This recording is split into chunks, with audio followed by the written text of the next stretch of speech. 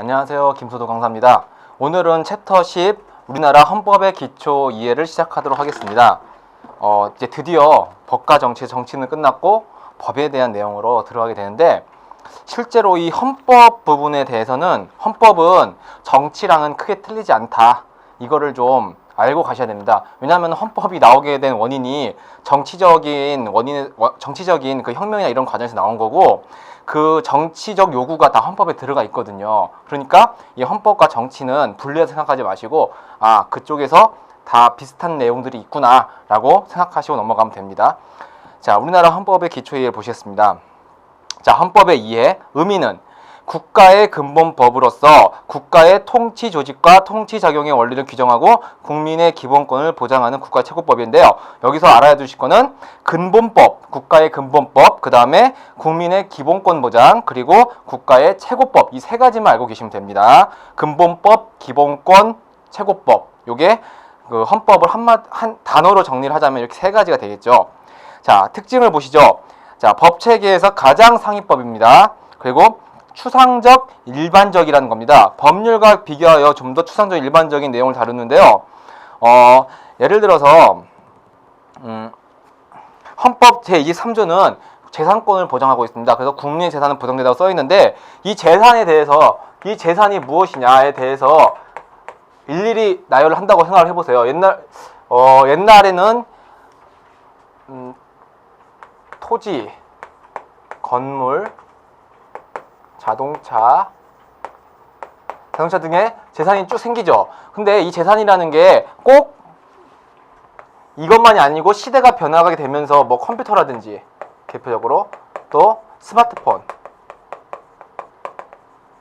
이런 것들은 이 당시에 헌법을 제정할 때는 예상이 된 게 아니죠. 그러니까 어떻게 해야 돼요? 이 재산이라는 거를 이렇게 추상적으로 해가지고 이게 이 재산에 어떤 것들이 들어갈지는 그때 시대 상황에 맞춰서 다른 하위법에서 정해라, 이런 의미에서 헌법은 추상적일 수밖에 없는 겁니다. 그래서 법률과 비교하여 좀 더 추상적이고 일반적인 내용을 다루고 있습니다. 헌법의 특징입니다. 추상적이고 일반적이다. 자, 성격. 고유한 의미의 헌법과 근대 이후의 헌법과 현대의 헌법이 있는데, 이거는 우리 지난 정치 파트에서 모두 다 공부를 했던 부분입니다. 이거는 정치 부분 파트를 한 번 더 읽어보시고 여기서는 한번 읽어보는 걸로 넘어갈 필요가 있고요. 그 다음 밑에 화살표가 중요한데요. 국민의 기본권을 실질적으로 보장하기 위해 국가 권력을 제한할 필요가 있었다라는 게 헌법이 만들어진 이유입니다. 옛날 그 정치에서 했듯이 처음에 입헌주의가 발생하게 된 원인은 사회계약설이잖아요. 그러니까 군주 니네 마음대로 했더니 우리가 너무 살기 힘들다. 그래서 이걸 바꿔보자는 의미에서 이 입헌주의가 이렇게 나오게 된 거잖아요. 그러니까 어떻게 돼요? 그 옛날에는 군주라는 사람은 곧 국가였어요. 그러니까 이거를 견제하는 의미에서 입헌군주제가 나온 거잖아요. 그러니까 헌법은 뭐냐? 처음부터 이 강력한 이 권한을 견제하는 과정에서 만들어진 것이다 라는 거, 이런 걸 알고 가시면 됩니다. 자, 2번입니다. 입헌주의의 이해. 자, 입헌주의는 뭐겠어요? 헌법 위에 선다는 말인가? 헌법에 있는 대로 해라, 이 말이에요. 자, 의미. 헌법을 통해 국민의 자유와 권리를 명확히 규정하고 국민의 자유와 권리가 국가 권력에 의해서 부당하게 침하당하지 않도록 국가 권력을 헌법에 구속하는 통치 원리라고 합니다.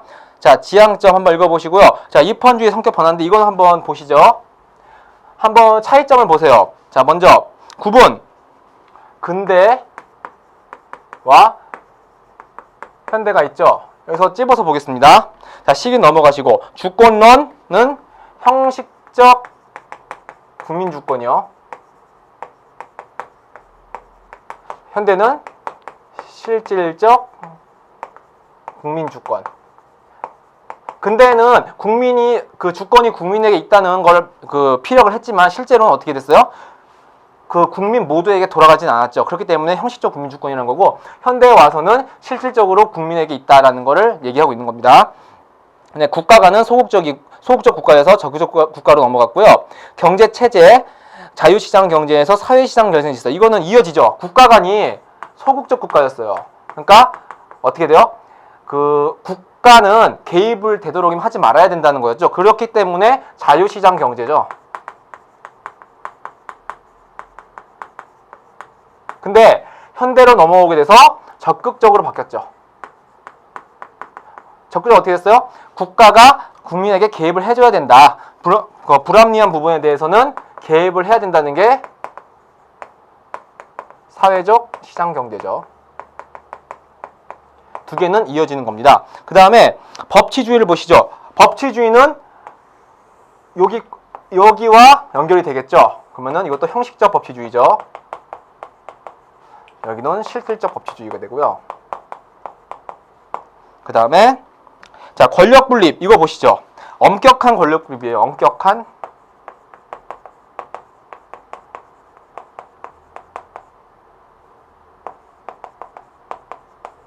분립이고 여기서는 권력 통합과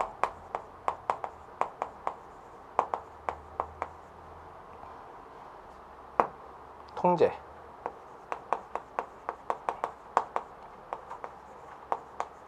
이걸 보시고 여러분들이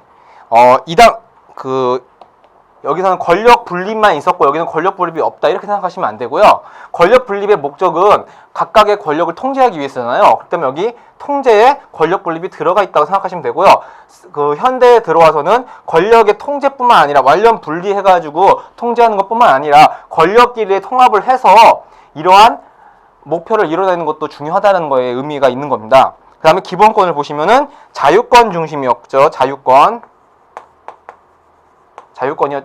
중심이었지만 여기는 사회권도 들어오게 되는 거죠. 사회권만 있다고 해서 자유권이 없는 거 아니죠. 자유권은 당연히 포함된 겁니다.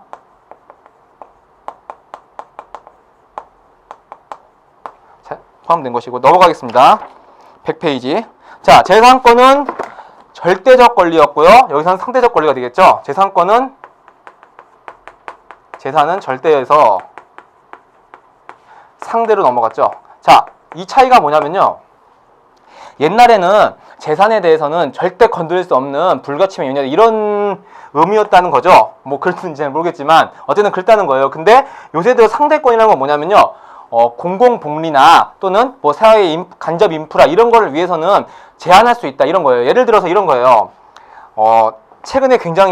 최근이기보다 옛날부터 말이 많았던 건데요. 예를 들어서 여기다가 이렇게 도로를 건설을 해야 돼요. 어느 지역에. 근데 어떤 사람이 여기다가 요만큼 땅을 가지고 있는 거예요. 요만큼 땅. 근데 요거를 도로를 지으려면 이거 해야 되는데 이게 없으면 막 도로가 이상하게 가야 되고 이런 많은 문제점이 생기는 거예요. 근데 이 사람이 그래서 이게 보통 이런 거 국가가 매입하죠. 이 부분을. 원래 국가가 매입을 하는데 여기서 이제 나 못 팔어.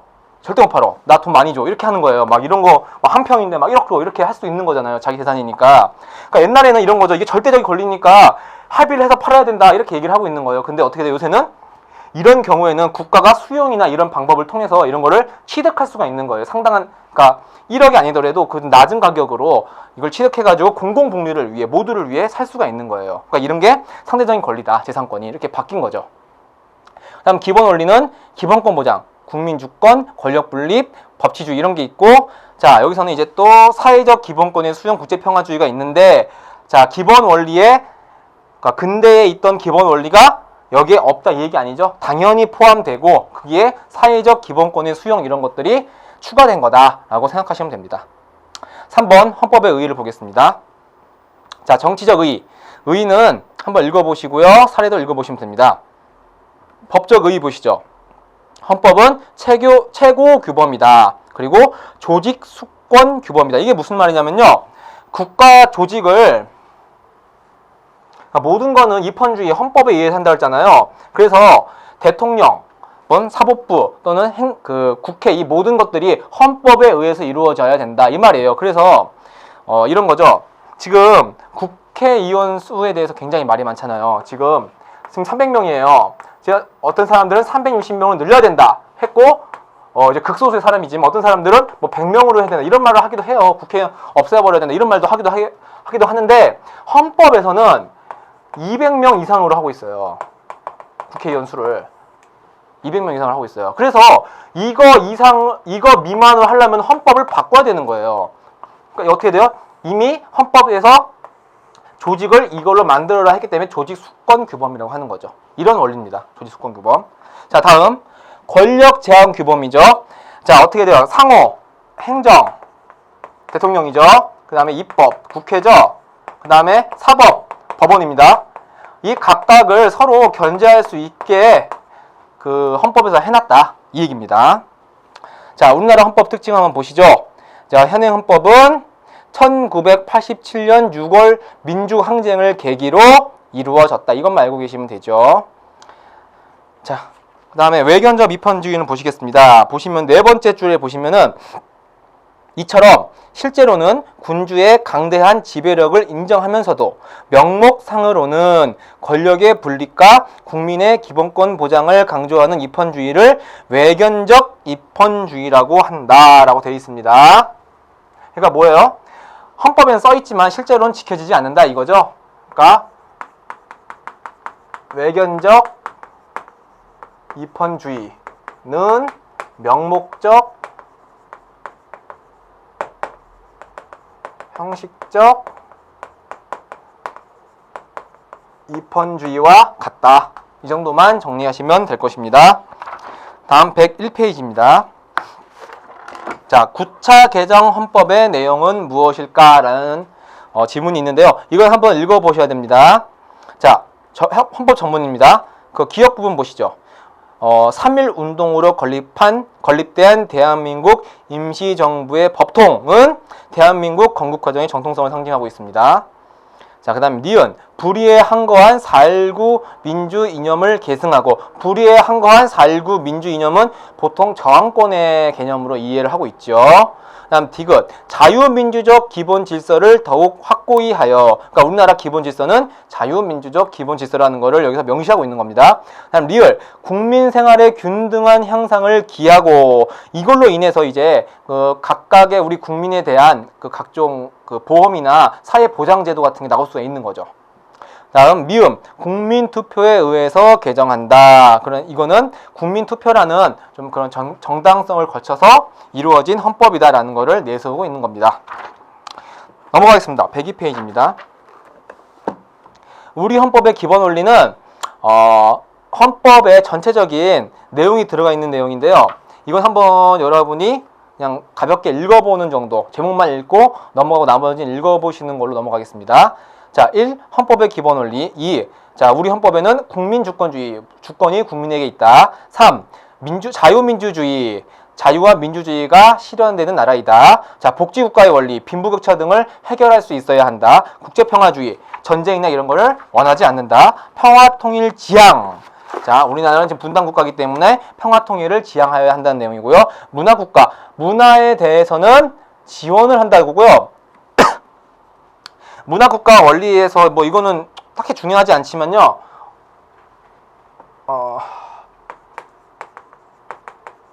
불편 부당의 원리라고 있습니다. 원칙이 있습니다. 불편 부당의 원칙. 이건 뭐 저거 안 적으셔도 되는데요. 그냥 문화 국가를 할 때 어느 한쪽에다가 집중적으로 지원하거나 어느 한쪽만 편들지 않겠다, 이런 원리입니다.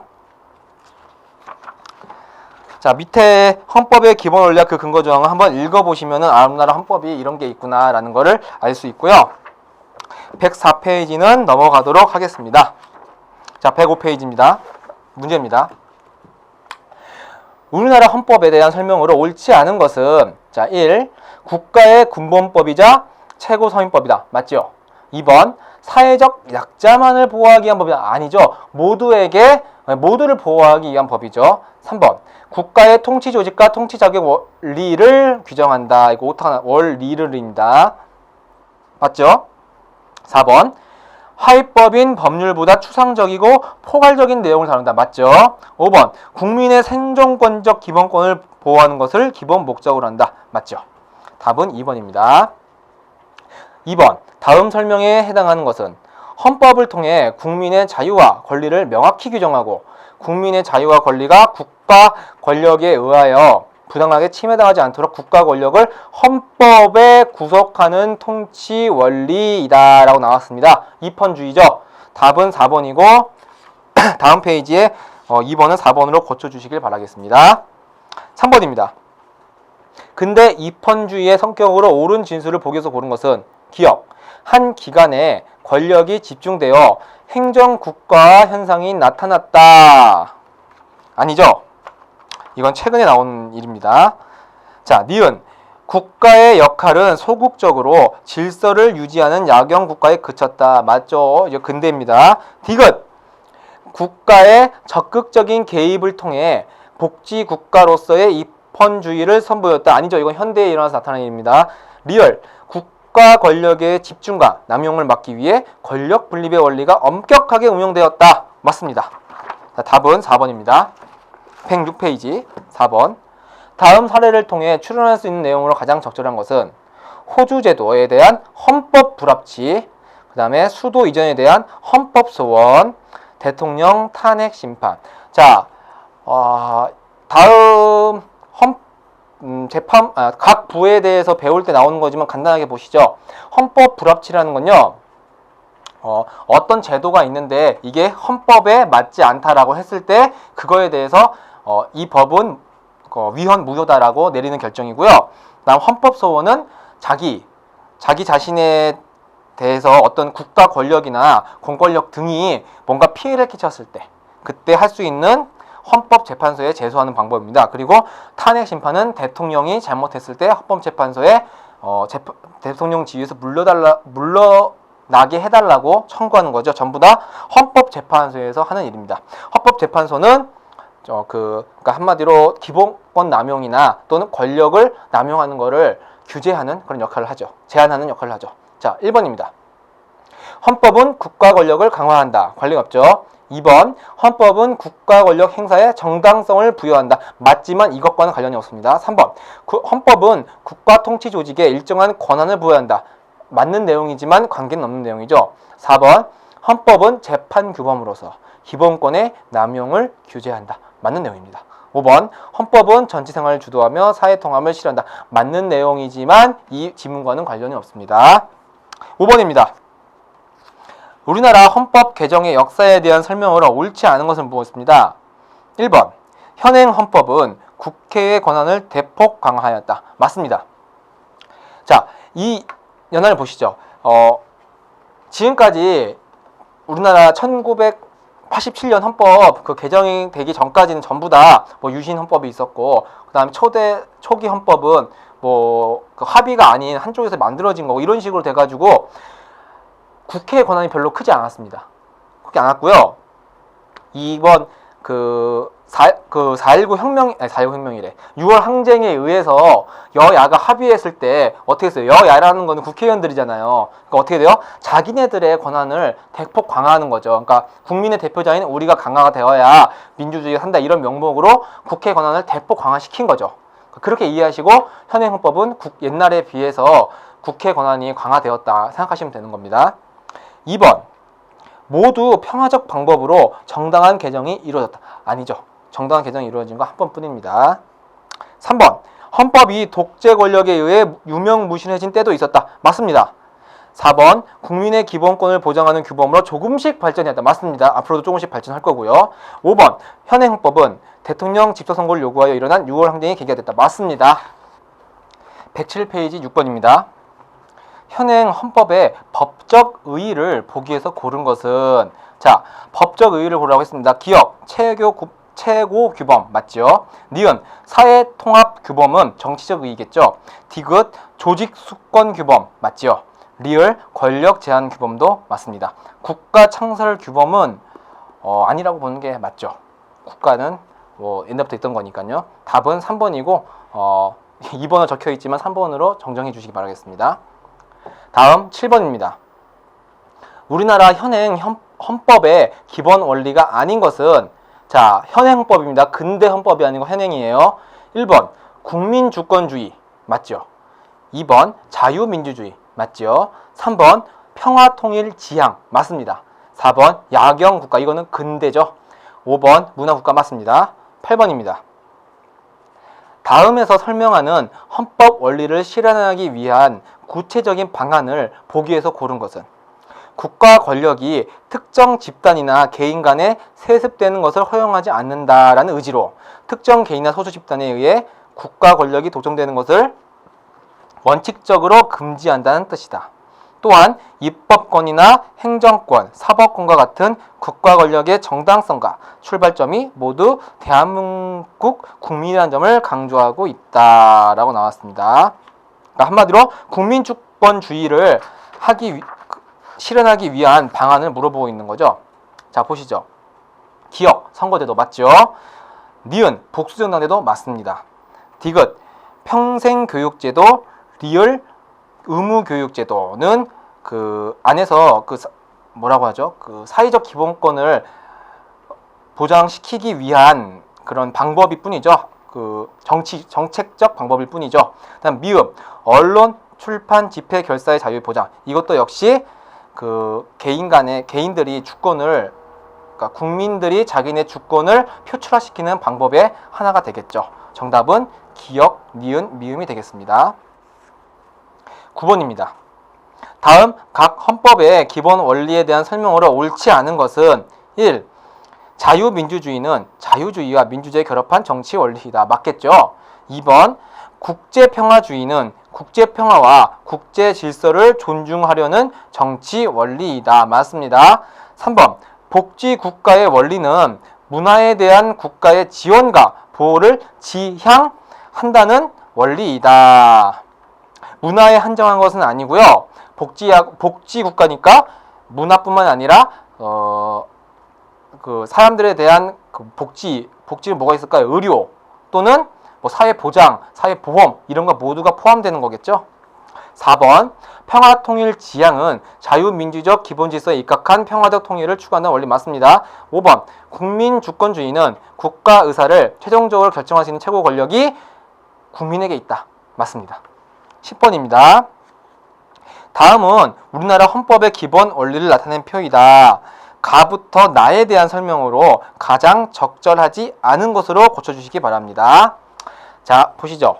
기본 원리 가, 나가 있고요. 관련 규정은 자율과 조화를 바탕으로 자유민주적 기본 질서를 더욱 확고히 하여 안으로는 국민 생활의 균등한 향상을 기하고 실현 방안으로는 법치주의, 권력분립 등이 있고 최저임금제, 복지정책 등이 있습니다.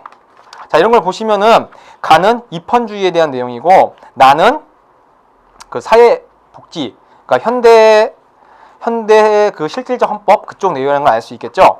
자, 가에 들어갈 내용은 입헌주의 원리이다. 맞습니다. 가는 경제민주화 정책의 근거로 작용한다. 맞죠? 그 다음에 3번 가에 들어갈 내용은 개인의 자유 존중을 위한 국가 권력의 개입을 최소화하는 원리이다. 맞습니다. 자, 나를 통해 국가로부터의 자유가 아니고요. 국가에 의한 자유죠. 4번 틀렸죠. 5번 나에 들어갈 내용은 문화국가의 원리다. 맞습니다. 자, 11번입니다. 다음 주장의 근거가 될 수 있는 헌법 조항을 보기 위해서 고른 것은 자, 각종 여론조사 결과는 서민들의 80%가량이 무상급식에 찬성하고 있음을 보여준다. 학부모들에게 급식 문제는 아이들의 건강과 직결되는 것이고 상당수의 학부모에게는 가정 경제와도 관련된 문제이기 때문에 높은 찬성률을 보이는 것이다. 땡땡 시민단체의 대표는 우리 아이가 밥상만큼은 차별받지 않기를 바라는 것은 모든 어머니의 마음일 것이라고 말했으며 땡땡 교육연구소의 팀장인 세모씨도 급식도 교육 일부로 보아야 한다. 밥 먹는 것부터 빈부격차를 느끼게 되는 것은 학생이 주눅이 들고 상처를 받게 된다라며 무상급식의 전면 확대의 필요성을 역설하였다. 자, 보시죠. 기역. 대한민국은 민주공화국이다. 니은. 모든 국민은 인간다운 생활을 할 권리를 가진다. 디귿. 국가는 사회보장, 사회복지의 증진에 노력할 의무를 진다. 리을. 대한민국은 국제평화의 유지에 노력하고 침략적 전쟁을 부인한다. 네 가지가 있는데요. 자, 기역은 민주공화국인데 이 무상급식과 민주공화국은 관련이 없죠. 기역은 지우시고 니은. 이거는 인간다운 생활, 즉 복지에 관한 부분이죠. 니은은 맞습니다. 자, 그 다음 디귿. 사회복지 증진이죠. 맞습니다. 리을. 전쟁과 관련이 없죠. 리을 지우시고요. 답은 3번 니은 디귿이 되겠습니다. 110페이지의 12번입니다. 다음은 우리 헌법의 일부이다. 공통으로 나타난 헌법의 원리는 자, 전문은 뭐 이렇게 쭉 나오고요. 8조를 보시죠. 정당의 목적이나 활동이 민주적 기본 질서에 위배될 때에는 라고 해서 정당에 대한 헌법재판소 심판을 규정하고 있습니다. 자, 그렇다면 뭐예요? 자유민주주의에 어긋나지 말아라. 어긋나게 되면은 견제하겠다라는 게 이게 내용이죠. 정답은 4번입니다. 13번 문제입니다. 다음 홈페이지의 내용과 관련된 헌법의 기본 원리를 실현하기 위한 정책 방향으로 가장 적절하지 않은 것을 물어보고 있습니다. 자, 내용을 안 보이시겠지만 제가 읽어드릴게요. 우리는 국제결혼 가정, 이주노동자 가정들의 실질적인 정착을 위해 노력하고 있습니다. 여기까지만 읽어보시죠. 그렇게 되면 이건 뭐예요? 복지에 대해서 우린 노력하고 있다. 당신들을 위해 우리가 복지를 베풀도록 하겠다. 이런 내용이죠. 자, 보시죠. 1번. 인간으로서 존엄과 가치 보장. 복지의 내용 맞죠? 2번. 자국민 보호 수준의 외국인 지위 보장. 이거는 상호주의라고 하는데 이 역시 복지에 대한 내용이 맞습니다. 3번. 남북 경제 협력 및 이산가족 상봉 확대. 이건 뭐예요? 정책적인 거죠. 복지와는 관련이 없습니다. 4번. 빈곤층 지원 확대. 이건 복지에 대한 거 맞죠. 5번. 병약자와 노약자를 위한 의료 서비스. 이것도 복지에 대한 내용이 맞습니다. 정답은 3번이죠. 예, 오늘은 여기까지 하겠습니다. 다음 시간에 뵙겠습니다.